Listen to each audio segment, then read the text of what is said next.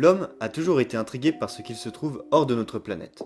Et il a commencé à envoyer des objets au milieu des années 50. Puis on a commencé à envoyer des animaux, notamment la chaîne Laika en 1957, et notamment à atteindre la Lune le 20 juillet 1969.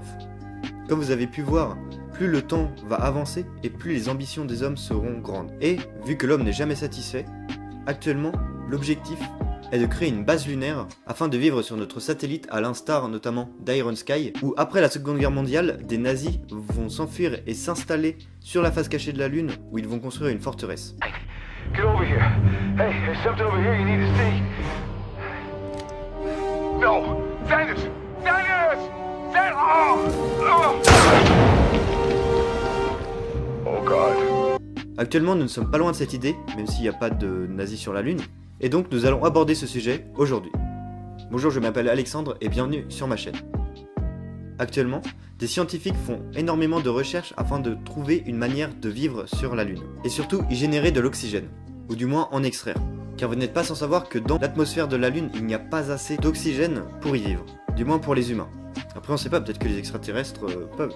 Mais notre satellite en a dans ses roches, comme notamment de la silice, des oxydes de fer, ou bien du magnésium. Nous les retrouvons dans une forme qui n'a pas été altérée par les êtres vivants, comme l'ont pu être ces minéraux sur la Terre.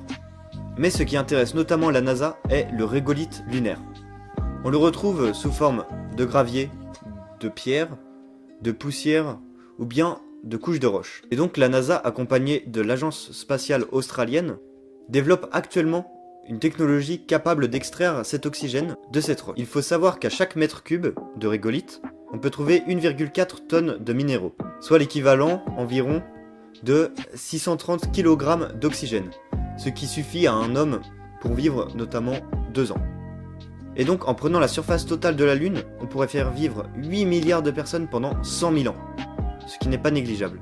Pour extraire cet oxygène, la technique utilisée serait l'électrolyse. Comme vous pouvez vous en douter, il y a un rapport à l'électricité, donc dans électrolyse. Et cette méthode appelée électrolyse permet de créer une réaction chimique à l'aide d'électricité. Il est plus connu en étant le système de conversion entre l'énergie électrique et l'énergie chimique. Mais c'est alors qu'un problème va se poser, c'est qu'il faut créer les matériaux pour l'électrolyse. Et pour faire une électrolyse, il faut des métaux sous forme liquide, et pour cela il faut déjà faire fondre les matériaux. Actuellement nous sommes capables de pouvoir faire fondre ces matériaux, mais le problème est le transport entre la Terre et la Lune. Et c'est ce qui sera le plus grand défi pour la colonisation de la Lune. Donc si vous avez apprécié la vidéo, n'hésitez pas à mettre un petit like, à vous abonner, parce que ça fait toujours plaisir.